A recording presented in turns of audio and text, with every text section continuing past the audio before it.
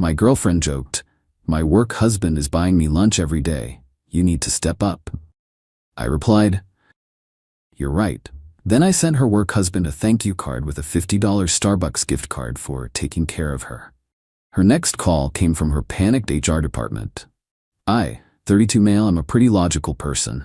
I work in risk assessment, which means my entire job is to look at a situation, see the variables, and predict the most likely outcome. It's a useful skill. It's just a shame it took me so long to apply it to my own life. My girlfriend, Amelia, 29, and I had been together for 3 years, living together in my condo for the last one. The first 2 years were good. Standard stuff: dinners, weekend trips, meeting the families. Then, about 8 months ago, she got a promotion to a junior marketing manager role at a large, buttoned-up insurance corporation. I was proud of her. But the new job changed things. It started with the name Gregory. Gregory was her new boss, the senior VP of her entire division. Suddenly it was, "Gregory thinks my ideas for the new campaign are brilliant." Gregory took the whole team out for drinks at the Monocle. Gregory said my presentation was the best he's seen in years. I'm not an insecure guy, but the sheer volume was a lot. I'm all for having good relationships with your colleagues, but this felt different. It felt like validation seeking. Then, about 3 months ago, the work husband joke started. It was cute at first. "Ha, my work husband Gregory is bringing me coffee again." Then it got less cute. "Gregory and I are so in sync, it's crazy. We finish each other's sentences." I tried to talk to her. "Babe, the work husband thing is a little weird, don't you think? He's your boss." She'd roll her eyes. "Oh, stop. Don't be one of those jealous boyfriends. It's just an office joke. It's networking." Last week, we were out for dinner at a place I picked and paid for. She was on her phone most of the time, smiling at texts. "Good day at work?" I asked. "Amazing," she said, not looking up. "Gregory approved my budget for the spring campaign and he bought me lunch again. That's like the 3rd time this week. He's the best." She finally put her phone down, looked at me, and smirked. "Honestly, my work husband is buying me lunch every day. You need to step up." She laughed, like it was the funniest joke in the world. I just stared at her. All the little red flags, all the dismissive comments, all the late-night team texts, they all clicked into place. My job is risk assessment. And the risk I was assessing right now was that my girlfriend was, at best, emotionally cheating on me with her married, 40-something boss, and at worst, I was the clueless idiot funding her life while she was auditioning for a new one. And she wasn't just doing it, she was mocking me for it. "You need to step up." A weird calm washed over me. The hurt was there, but it was underneath a thick layer of clarity. I smiled back, a small, tight smile. "You're right," I said. "That's very generous of him. I should thank him." Amelia's smirk faltered just for a second. "What? Don't be weird." "No, I'm serious. It's nice to know someone is taking care of you at the office. I'll step up." The rest of dinner was quiet. She went back to her phone, probably texting Gregory. I just ate my meal and planned. The next morning, I did my research. It took 10 minutes. Gregory's full name from her LinkedIn. A quick search. Found his wife's very public Facebook page. Pictures of their 2 kids and a boat. Lovely. Then I found what I was really looking for. Amelia's company is a publicly traded insurance giant. They have to post their corporate governance policies online. I found the 80-page Code of Conduct and Ethics PDF. I skipped to the section on personal relationships in the workplace. It was ironclad. Any romantic or personal relationship between a manager and a direct subordinate was a critical conflict of interest and strictly prohibited. It specified that even the appearance of such a relationship could result in an immediate investigation and disciplinary action, up to and including termination. It also specifically mentioned that managers giving or receiving excessive personal gifts or benefits to subordinates was a fireable offense. They'd built the entire trap themselves. I went online. I ordered a $50 Starbucks gift card. Then I ordered a very bland, professional thank you card. I paid extra for next-day delivery. When the card arrived, I wrote in it with my neatest, most earnest handwriting. "Dear Gregory, I'm writing to send a small, sincere thank you for all the support you've been giving my girlfriend, Amelia Vance. She mentions you all the time, especially how you've been kind enough to buy her lunch almost every day of the week. In this busy world, It's just wonderful to know she has such a supportive and generous manager looking out for her. Thanks for taking such good care of her. All the best, Liam Forster, Amia's. I put the gift card inside. I addressed it to Mr. Gregory Stilton, Senior VP of Marketing, at his corporate office address. I mailed it on Tuesday. The rest of the week was normal. I was polite but distant. Amelia didn't notice. She was too busy on her phone, working. Friday, 2:30 p.m. I'm in the middle of analyzing a spreadsheet. My phone buzzes on my desk. Missed call. Amelia. My phone buzzes again. Text Amelia, call me right now. What did you do? Liam, I am not kidding. What did you do? Gregory is in a meeting with HR. They called me in. They have your card. Call me, now. I silenced my phone and put it face down on my desk. I replied, in a deep dive meeting, can't talk. What's up? I finished my workday. I drove home slowly, listening to a podcast about economic history. I felt nothing, just quiet. I got to my condo. Amelia's luxury sedan, the one I co-signed the lease for stupidly, was parked crooked in her spot. I walked in. She was standing in the living room, in her full corporate armor, but her face was pale and blotchy. She'd been crying. Liam, she shrieked, the second she saw me. What did you do? Hi, babe. Rough day? I said, taking off my jacket. Don't rough day me. I was called into an emergency meeting with HR. Our head of HR and Gregory and 2 lawyers on video call. Oh no, why? They had a card, Liam, a thank you card from you, with a gift card in it. Why would you do that? Why would you send that? I feigned confusion. I did what I said. I thanked him. You said he buys you lunch every day. I was just being polite, showing my appreciation, stepping up, like you said. You idiot, she screamed, and her composure finally cracked. You don't do that. You don't send evidence. You don't write it down. He's my manager. It's against policy. They think there's something going on between us. I just looked at her. I didn't raise my voice. Is there, Amelia?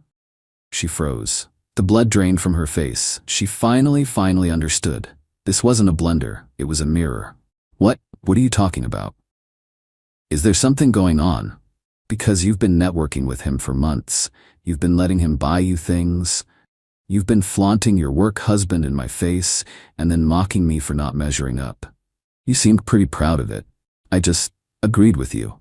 I sent a polite, professional thank you note, boyfriend to manager, thanking him for his generosity. What's the problem? Unless, of course, that generosity is something you both should have been hiding. She sputtered. You did this on purpose. You're trying to ruin my career. No, Amelia. You did this. You and Gregory. You're the ones who violated company policy. You're the ones who disrespected our relationship. I just turned the light on. I'm just a guy who sent a thank you card. What happens next is a direct consequence of your actions. She stared at me, her mind racing, trying to find a way to spin this. Liam, please, she tried, her voice changing, becoming a plea. You have to fix this. You have to call them. Call HR and tell them. Tell them you're just a clueless, overeager boyfriend. Tell them you misunderstood. Please, Liam, they've suspended me. I'm suspended, pending investigation. Suspended? I asked, raising an eyebrow. Wow, they're taking a $50 Starbucks card really seriously. Must be a very strict policy. Liam, please. No, I said. It was quiet but final. I will not be lying to a corporation's legal department for you. This investigation is between you, Gregory, and your HR department. I walked to the hall closet and pulled out her spare suitcase. I tossed it on the sofa. And since you're suspended, you'll have plenty of time to pack. I want you out. Tonight. What? You can't kick me out. Liam, I have nowhere to go. My car. You can go stay with your work husband, I said. Oh wait, he's probably busy explaining this to his actual wife right now. I guess you'll have to call your friend Zara. She just broke. A full-on, screeching, sobbing meltdown. She called me every name in the book. A monster, a sociopath, a saboteur. I just stood there. I'm going to go get a burger, I said. You have 1 hour to pack your immediate essentials. You can arrange a time to get the rest of your things later. If you're not gone when I get back, I'm calling the police to have you escorted from my property. I walked out, got in my car, and left her screaming in the middle of my living room. I didn't even look back. Update 1 week later. It's been a long week. Thanks for all the comments and DMs. It's validating. Knowing I'm not the crazy one here. So as predicted, Amelia went to her friend Zara's place. I came home an hour after I left, and she was gone, along with a suitcase and most of her expensive toiletries. She'd left a nasty note on the counter, which I just threw away. First thing Saturday morning, I called a locksmith and had the locks changed on my condo. I've been documenting everything, screenshots of her texts, a copy of the code of conduct I found, a receipt for the card. I sent it all to my friend Ben, who's a contract lawyer. He said, "This is beautiful, man. Plausible deniability all the way. She's toast." The peace and quiet lasted about 48 hours. Then the first wave of entitlement hit. Entitlement Act 1, the phone call from Daddy. Monday night, I get a call from an unknown number. I answer. "Is this Liam?" A deep, gravelly, "I own a yacht" voice. Speaking. "This is Arthur Vance, Amelia's father. Son, I think you and I need to have a chat. You've made a terrible, terrible mistake. You've put my daughter's career in jeopardy over some petty, childish jealousy." "Mr. Vance," I said, keeping my voice level. "I sent a thank you card, that's all." "Don't play coy with me," he barked. "Amelia told me everything. You're a neurotic, controlling boyfriend, and you're going to fix this. You are going to call her head of HR, a woman I know, by the way, and you are going to explain, in no uncertain terms, that you are unstable, that you misunderstood a harmless office joke, and that you apologize for wasting their time. You will clear my daughter's name." My blood ran cold. The sheer audacity. He wanted me to lie and tank my own reputation to save his daughter, who was, well, you know. "Mr. Vance, with all due respect, no, I will not be doing that. I won't be lying to a corporation's HR department to cover for your daughter's behavior. If a simple thank you card can detonate her entire career, then the problem isn't the card. The problem is what she was doing to deserve it. I'm sorry for her situation, but I will not be perjuring myself for her. Goodbye." I hung up before he could respond. He called back twice. I didn't answer. Entitlement Act 2, the enabler. The next day the texts from Zara started, a whole wall of them. "Zara, Liam, you are an actual monster. Amelia is destroyed. She hasn't stopped crying. She's on the verge of a breakdown. She could lose everything. All because your fragile little ego couldn't handle her being successful. She's a star and you're a nobody and you couldn't stand it.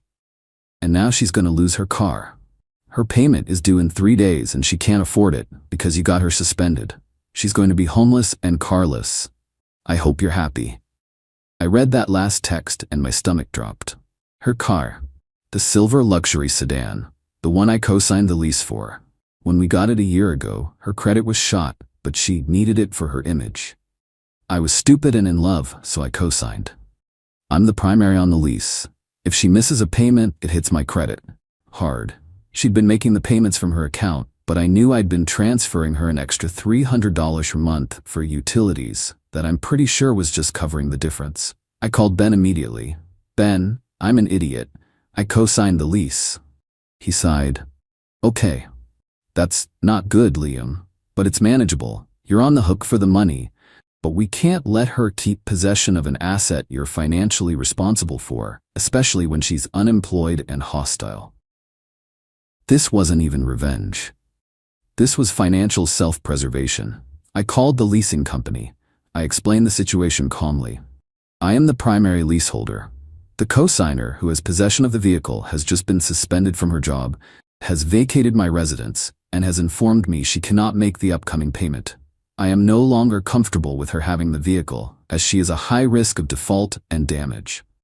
The finance guy was surprisingly helpful. He said that since I'm the primary and the payment is at risk, I have a few options. We arranged for a voluntary repossession, except I was the one volunteering her car. They agreed to send a tow truck to Zara's apartment complex. I gave them the address. Less than an hour later, my phone exploded. It was Amelia. I let it ring and ring. Then the texts. "Amelia, tow truck is here. They're taking my car." "Liam, you cannot do this. You are stealing my car. I am calling the cops." "Amelia, pick up your phone, you cowardly bastard. I need that car. How am I supposed to live? How will I get to interviews?" I waited a beat, then I replied, "That sounds like a you problem, Amelia. You joked that I needed to step up. I'm stepping up to protect my own finances. You wanted a work husband to take care of you. Ask him for a ride." I blocked her number, and Zara's, and Mr. Vance's. I do feel a little sick. this is messy, and this is going to hurt my credit. I know it, but it's better than paying for a car for a woman who hates me or having her drive it into a pool. This is just consequences. Okay, so the hits keep coming, but I'm still standing. First, the work situation. I heard through a mutual friend, who is firmly on Team Liam, thankfully, what the final verdict was from Amelia's HR investigation. Gregory, he got to keep his job. Barely. He was stripped of his senior VP title, demoted 3 levels down to a senior analyst with no one reporting to him. A career-ending move. He also lost all his unvested stock options and bonuses. He's been transferred to the Risk and Compliance Department, which I'm sure is just a corporate purgatory. His wife did find out, and from what I hear, she's filed for divorce and is taking him for everything. The boat is for sale. Amelia, terminated. Fired for cause. Gross misconduct in violation of the company's code of conduct. They apparently had IT records of their non-work-related chats, and my card was just the final physical proof they needed. So, she's officially unemployed. You'd think that would be the end of it. Oh no, the entitlement just metastasized. Entitlement Act 3, the legal threat. Last Tuesday, I get a very official-looking letter via courier. It's from Vance, Rothman & Klein, Mr. Vance's law firm. It was a cease and desist and demand for compensation. My hands were actually shaking a little. This felt big. The letter, drafted by one of his partners, accused me of malicious and tortious interference with a business relationship. It claimed my unwarranted and harassing communication, the one card, was a calculated act of sabotage designed to inflict emotional and financial distress. It demanded 2 things: that I immediately cease and desist all contact with Amelia, her family, and her former employer, which I had. That I pay Amelia the sum of $50,000 for damages related to her termination, loss of income, emotional distress, and reputational harm. $50,000. I read it twice. They were billing me for getting her fired. I immediately scanned it and sent it to Ben. Ben called me back laughing. Oh, this is rich. This is bully tactics 101, Liam. They're trying to scare you. Tortious interference is incredibly hard to prove. They'd have to prove you knew your action would get her fired and that you only did it for that reason. You have a perfect defense. You were just a naive, supportive boyfriend sending a polite thank you to her generous boss. Your note is proof of your innocent intent. Ben drafted a response on his firm's letterhead. It was a thing of beauty. It basically said, "Our client, Mr. Forster, sent one unsolicited thank you card in a good faith gesture of appreciation. The subsequent employment repercussions for your client, Miss Vance, were a direct result of her own admitted behavior and her manager's subsequent violations of their employer's internal policies. Your client's damages are the natural consequence of her own actions." It finished by saying, "Any further frivolous legal action or threats will be met with a motion for sanctions against your firm for harassment and abusive process." He sent it certified mail. We haven't heard a peep since. Entitlement Act 4, the civil standby. This was the main event. This past Saturday, I'm just cleaning my condo, finally enjoying the space, when there's a loud knock on my door. I look through the peephole. A police officer. My heart hammered. I open the door. "Officer, can I help you?" "Sir, are you Liam Forster?" "Yes. I'm here to conduct a civil standby. A Miss Amelia Vance is here to retrieve her personal property. She's concerned you won't allow her access." I looked past him, and there, on the sidewalk, was Amelia, smirking. Next to her was her father, Arthur Vance, looking like he was about to foreclose on my life. This was their big move. They were trying to use the police to intimidate me. "Oh, absolutely, officer," I said, all calm and reasonable. "I'm happy to help. I've actually had all her belongings boxed up and waiting for her for weeks. She just never arranged a time to get them." I opened my door wider. Right there in my foyer were 12 neatly taped cardboard boxes. The officer nodded. "Okay, ma'am, you can come and retrieve your boxes." Amelia's smirk vanished. This wasn't the plan. She wanted a scene. She wanted to come in. "That's not all," she said, marching up the walkway. "My most valuable things are still in there. He's withholding them." The officer looked at me. "Sir?" "Officer, every single thing she owns is in those boxes. Clothes, makeup, books, electronics." "He's lying," Amelia interrupted. My grandmother's antique writing desk is in the study. It's a priceless family heirloom. It's worth thousands. He's keeping it. Mr. Vance stepped forward. Officer, my daughter is right. This man is holding a valuable piece of our family's property hostage. I was ready for this. Officer, I said calmly, are you referring to the 1920s mahogany desk in the study? Yes, Amelia shouted. My desk. The one I bought at the Main Street Antique Mall in August 2023? You bought it for me, she sputtered. I bought it for the condo, with my credit card. I pulled out my phone, went to my email, searched antique desk receipt. Here you go, officer. I handed him my phone. There's the credit card receipt for $2,200 from the antique mall on my Amex. My name, my card, not an heirloom. Not hers. The officer read it, nodded, and handed my phone back. His entire demeanor changed. He was done. Ma'am, he said to Amelia, this is a civil dispute. Ownership of gifts is for a judge to decide, not me. It's not theft if he has a receipt. I am not going to breach the peace for a desk. My job here is to make sure you get your personal, undisputed property and leave. Take your boxes. Mr. Vance started to bluster. Officer, I don't think you understand who I am. The officer cut him off. Sir, I understand you're a citizen who needs to stay on the sidewalk while your daughter gets her boxes. Unless you want me to call my sergeant down here for interfering? Mr. Vance turned purple. Amelia looked like she was going to spontaneously combust.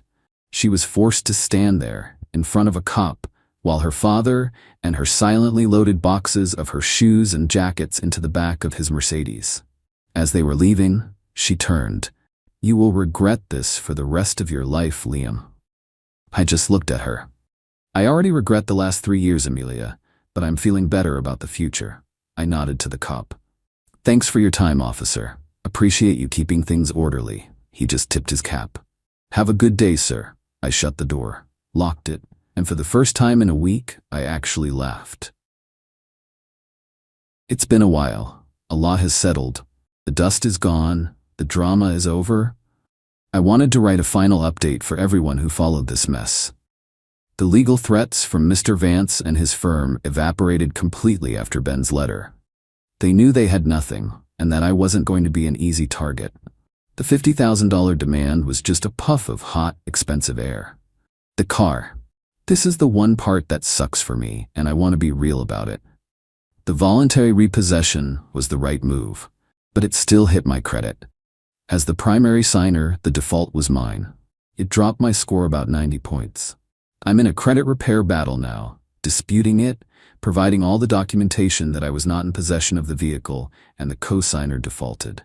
Ben says it's a long, annoying fight, but one I'll eventually win. It's a realistic consequence. I co-signed, I paid a price, it was the cost of extraction, and frankly, worth it.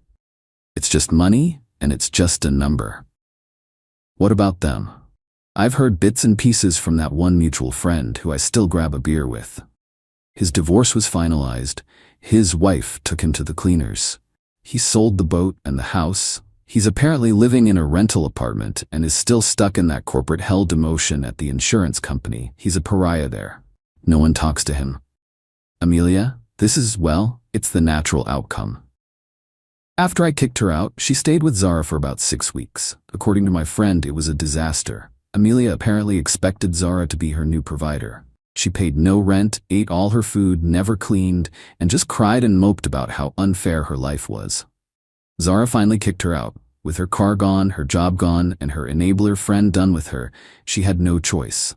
She had to move back to her hometown. She's living with her parents. Her father, Arthur Vance, is apparently furious at her. Not for the cheating, but for the embarrassment. Getting fired so spectacularly and having his legal threats swatted down by a no-name contract lawyer, Ben loves that part, was a huge blow to his ego. Amelia is no longer the successful marketing exec. She's working an entry-level admin job at a local insurance office in her small town. The luxury life is gone. As for me, I'm good. I really am. The credit thing is a headache, but it's a solvable headache. My condo feels like my space again. I sold that stupid desk, by the way. Got $1,800 for it, which I used to pay Ben for his time and to take a long weekend vacation. I've been dating someone new for about 2 months. Her name is Maya. She's a landscape architect. She spends her days designing parks, not networking.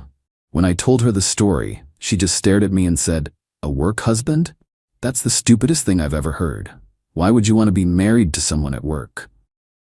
Yeah, it's a nice change of pace. I don't feel like I won some epic revenge. I feel like I survived a parasite. I didn't set out to ruin her life. I set out to show her I wasn't a fool. I sent one single polite thank you card. She and Gregory had built a house of cards on a foundation of lies and arrogance. All I did was send a $50 gift card, and the whole thing came crashing down. They didn't face my revenge, they faced consequences. And I'm finally at peace.